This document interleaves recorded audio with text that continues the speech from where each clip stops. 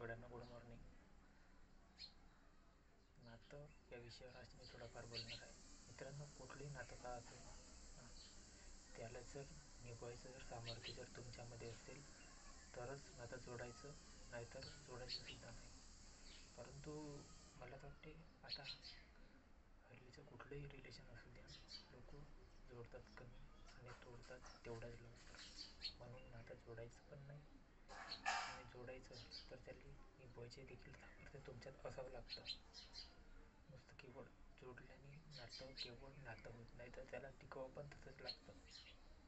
आणि नातं जर टिकवायचं असेल तर मला तर वाटते त्याच्यामध्ये तुमची बोलणी चालणं पण असणं महत्त्वाचं असतं. बोलणं चालणं यासाठी, कारण की काही त्यामध्ये गैरसमज न बोलण्याच्या कारणामुळे होत असतात.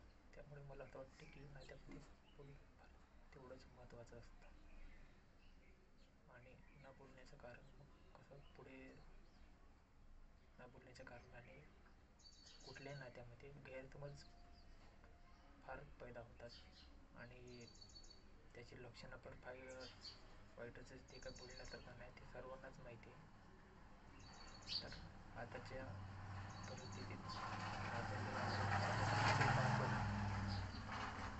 मी निभवण्याकडे फार लक्ष दिलं पाहिजे असं मला वाटते. कारण की लोक तोडायला जास्त वेळ लावत नाही, जोडणं फार सोपं असतं. तर मित्रांनो, आजच्या व्हिडिओकरता फक्त एवढंच. भेटूया पुढच्या ब्लॉगमध्ये. तोपर्यंत सगळ्यांना